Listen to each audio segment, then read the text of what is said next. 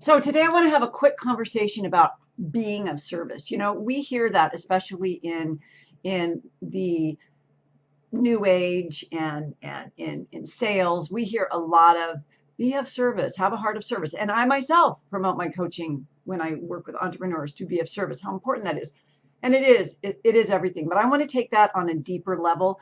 And I want to also get very real with it because I think there's a lot of misunderstanding. So first of all, I think we all understand that being of service is on a very pragmatic and practical level could be as simple as smiling at people, holding a door open, buying coffee for the person behind us, donating, being involved in charity work, supporting your local SPCA. There are all these ways that we can be of service that we think of fundamentally as, you know, being of service.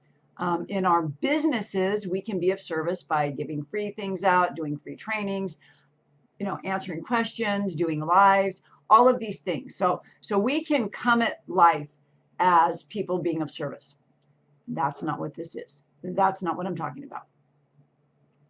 Every person on this planet, including you, came here to evolve and to grow, and for one main mission. Okay, and I don't mean, when I say one main mission, I don't mean that doesn't involve your own personal and spiritual evolution and growth. Like the things that set you off, that's part of your growth. The things that have happened to you that you feel are super terrible, that's part of your growth. But I'm talking about what you do while you're here, and we'll call it work for lack of a better term. So your work. And you know, a lot of people are in work that doesn't light them up, that doesn't set their heart and soul on fire. It's like, I do this because I have to pay the bills, but if I could do anything, I do this.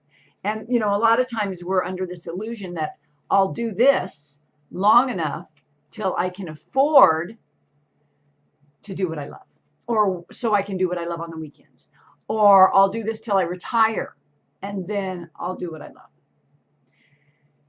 And I'm telling you, that's all wrong.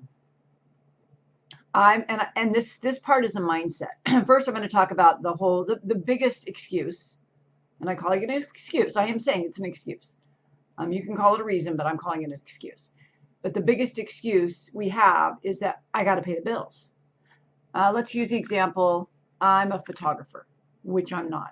But let's say I was a photographer, and I live, sleep, breathe, dream about being I don't like the word famous, but a well-paid photographer. Meanwhile, I'm an office manager. And I say, yeah, I would be a photographer, but I got to pay my bills. And I'm not going to get really deep into this aspect because I want to go further and talk about something else. But for that, I just want to say that when you follow the things I teach and you practice meta creation, you don't have to leave that job to be a photographer. You can be a well-paid photographer in your energy and in your body right now, this moment. And then you can go to your day job being the version of you who's a well-paid photographer. That's how we do it. Okay? And if that sounds so far-fetched, then please take one of my workshops or sign up for a free session so we can discuss it deeply, because that's exactly what it is. The people who are so stuck in the 3D of, I have to do this job I hate, I don't like my boss, blah, blah, blah, blah, blah, but I got to pay my bills. So I just dream about photography. When you learn to do the practices, and you could just watch all these videos and, you know, and do it DIY. But when you learn to go into an altered state of consciousness through the fourth dimension into the fifth dimension, being practical, even if it sounds woo-woo, and you create the version of you and the vision of you living the life you love, and you feel the emotions of having it already here, and you bring those emotions into you right here, right now, you are becoming that well-paid photographer. In the quantum field, it is there for you. It takes a few minutes to bring it into the physical. But the minute you open your eyes in the physical and you look around and you say, oh, I still have this dumb job, you turn off the quantum connection. You cut off the super conscious guidance that's showing you and telling you, whispering in your ear, the things and the people and, the opportunities. And you totally miss it because you think you're stuck in a job. Does that make sense? The 3D is tricky. It is tricky because it seems so solid, so real. And that's why not everyone breaks through the matrix and is able to manifest the lives that they love. That's why. Trust me, I spent 30 years wondering why I couldn't get there. And this is like really, really, really it. Okay, so the people, I mean, you can look at anybody. I don't care who it is. You can look at Steve Jobs working in a garage. You can look at, I don't know how many famous authors and actresses and actors and just whomever had day jobs. Like even the most famous actors, like Ernest Hemingway, he had a day job.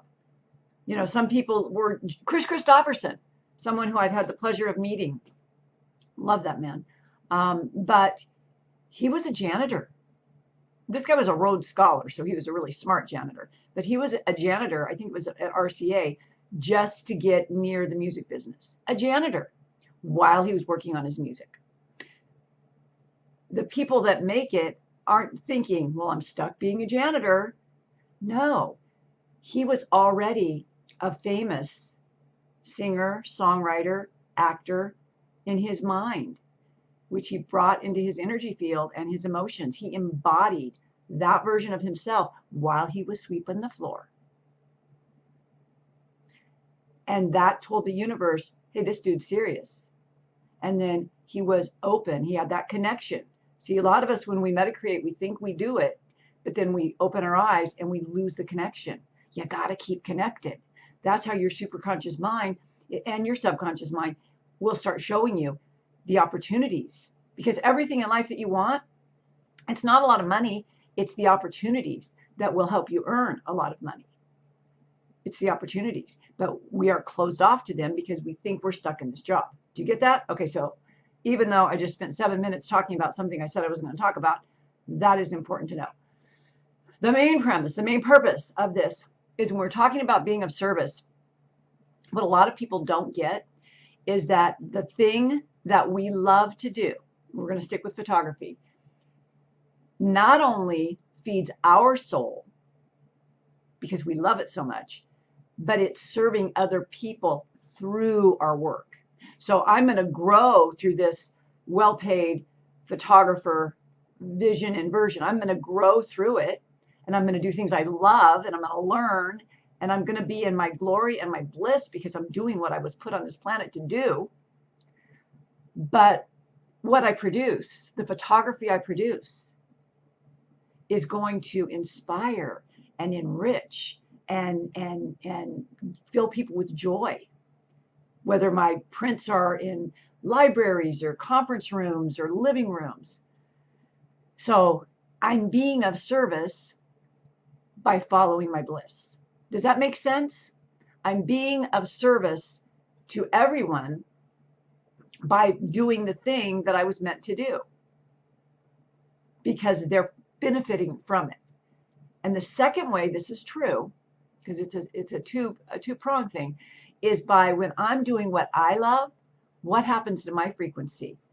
It goes up, right? When I'm doing what I love, I'm absolutely vibrating at a very high frequency. So I'm broadcasting, my field is extended and I'm broadcasting all this joyful energy out there. You guys, every person on the planet at a high frequency is affecting the whole planet. It doesn't matter. It's not, you can't just say, oh, well, because I have a high frequency, my family's going to benefit. Of course they are. But it's not just your family. It's just not the people you talk to or that you serve. It's everyone.